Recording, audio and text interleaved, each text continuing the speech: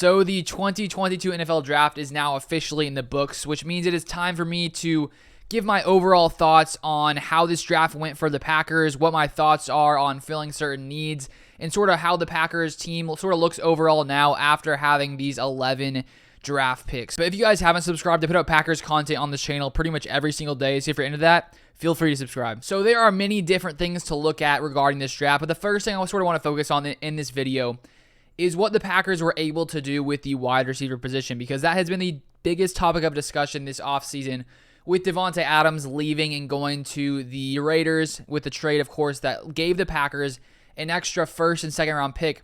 That has been the topic of discussion among us Green Bay Packers fans for the past couple months, wondering what the Packers are going to do. There were lots of different discussions about potentially trading for a guy like DK Metcalf. The question was, should we trade a first round pick? Should we trade a first and a second round pick for a proven talent in DK Metcalf? Deebo Samuel, of course, also came up with him and his issues with the 49ers. And I said I wouldn't be opposed if we did that to get certainty in a player like that by trading 2 first-round picks. But honestly, the way that this draft turned out, I seriously love what Brian Gutekunst did in this draft. The fact that we were able to get Christian Watson at pick number 34, a guy who I think if the Packers would have picked Christian Watson at 28, I would have been absolutely happy with it. So the fact that the Packers were able to start off with Quay Walker, linebacker, number 22 overall, the first pick of the Packers draft, where Brian Gutekunst said in a press conference that he thinks having a guy like Quay Walker on this defense means the Packers will be able to use more, 2 inside linebacker sets. And they sort of compare him to Devondre Campbell a little bit. So to have 2 guys similar to Devondre Campbell on the field, I think will definitely help this Packers defense. The fact they're able to get him at 22, come in, get Devontae Wyatt at 28, a guy who lots of people saw as the best defensive lineman in this class, a guy who was very good against the run as well as the pass, to be able to bolster the defense like we did in the first round, and then come in round 2, and I think get a guy in Christian Watson who I think he has a potential to be the number 1 wide receiver in this class when everything is said and done. Of course, he was drafted behind like 6, 7, I don't exactly know which number he was. Was he 8th, 9th wide receiver, 7th? Something like that. There are lots of wide receivers drafted ahead of him. Drake London, of course, going number 1. Treylon Burks going a few picks ahead of the Packers to the Titans at number 18, with the Titans trading A.J. Brown to the Eagles, which is crazy. And so I really think that Christian Watson has a potential to be the best wide receiver in this draft, or in this entire draft class. And there was some question marks as to him, not playing in a division like the SEC, with him playing in a smaller conference. But I think when you just look at just how insane of an athlete he is, 6'4", 200-something pounds, 4.3640, and you sort of watch his tape and watch his highlights, I think he has a potential to be the true number 1 wide receiver for this Packers team.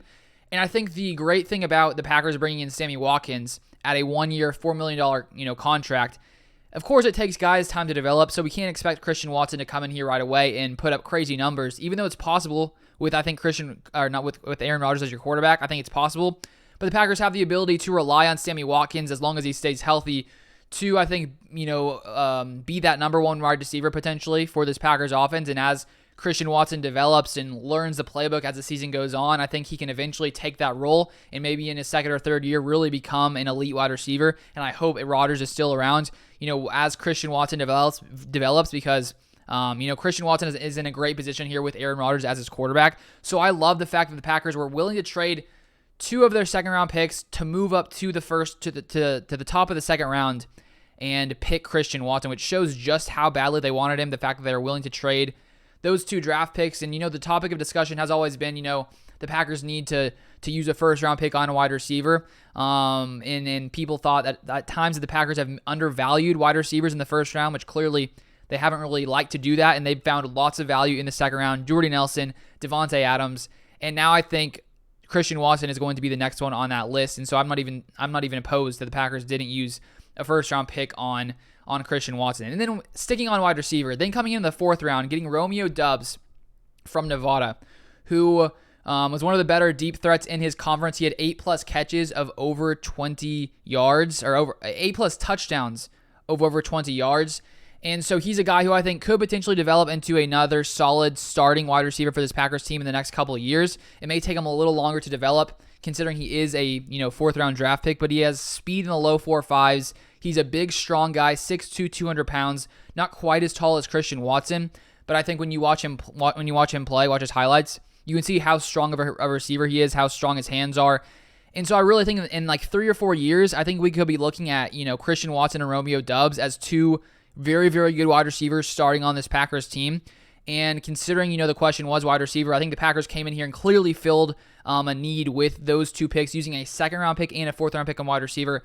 And then coming in the 7th round with their final pick, the Packers drafting wide receiver from Nebraska, Samori Toure, who had one of the highest yards per reception in Nebraska history. So he has the ability, I think, to be great as well. Of course, he is a 7th-round pick, so you don't expect as much from those 7th-rounders. So I really love what the Packers have done at wide receiver in this draft, which makes me love this draft so much. But then you also add into the fact, round 1, getting 2 beastly defensive players, both who played at Georgia, a very, very elite school there, and their defense this past season was incredible. I think they had 5 defensive players who were drafted in the 1st round by Georgia. So the fact that we were able to bolster that defense like that is already going to be very good with Devondre Campbell, with Kenny Clark, Rashawn Gary, Preston Smith, Jair, Rasul. I mean, man, we just go on and on and on about just how good this Packers defense is going to be. And so as Quay Walker and Devontae Wyatt develop and learn this defense, I mean, man, this Packers defense I think is going to be legit. And then I love what the value the Packers got at wide receiver in this draft as well. And then moving on to another need the Packers had coming to this draft, it was the offensive line. Losing Billy Turner, who played lots of right tackle for the Packers.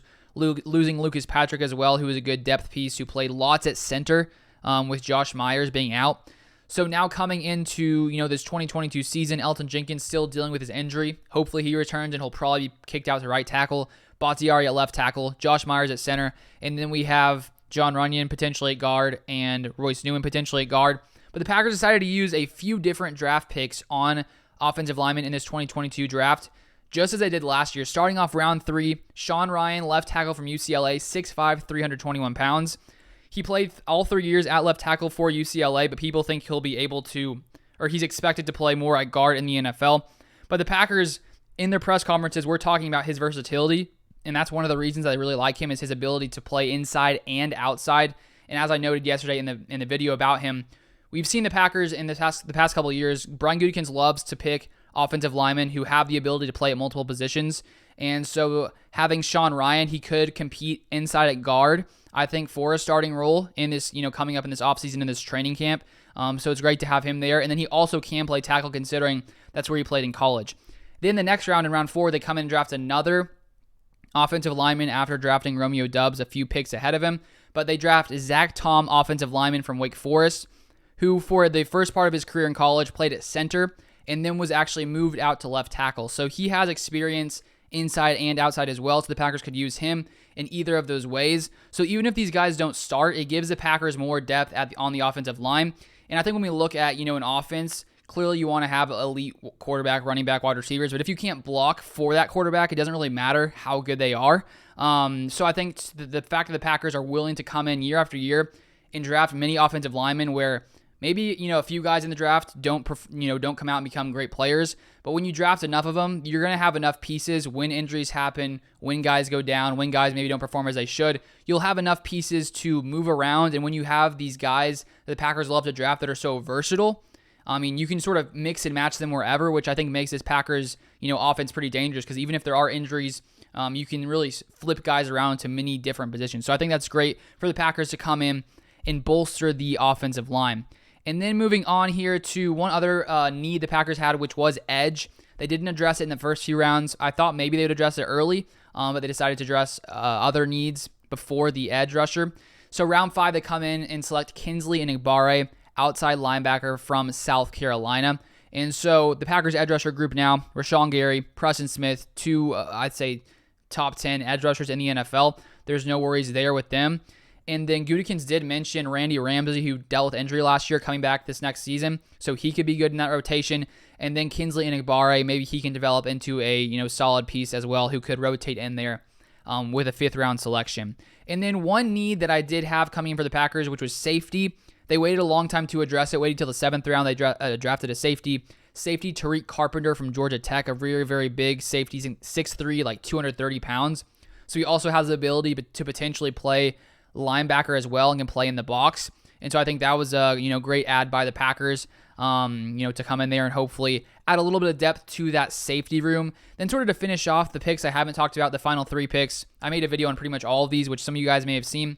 But we pick Jonathan Ford, defensive tackle, Miami. So another DT after taking Devontae Wyatt from Georgia, 28 overall in this draft. Then we had as well Rasheed Walker. I didn't mention him as I was talking about offensive linemen, but he's a guy the Packers got their 3rd pick in the 7th round from Penn State. And there are lots of people who saw him as potentially like a 4th round draft pick, 3rd, 4th round draft pick. So the fact that he was able to fall all the way to the Packers in round 7 for them to draft their 3rd offensive lineman, I think that was a great, great move by the Packers to get Rasheed Walker there as well. And so that's pretty much everything the Packers did in this draft. And I love what they did. I love the way that they addressed the wide receiver, getting Christian Watson, who I was hoping the Packers would get, which they left the draft with him, which is amazing.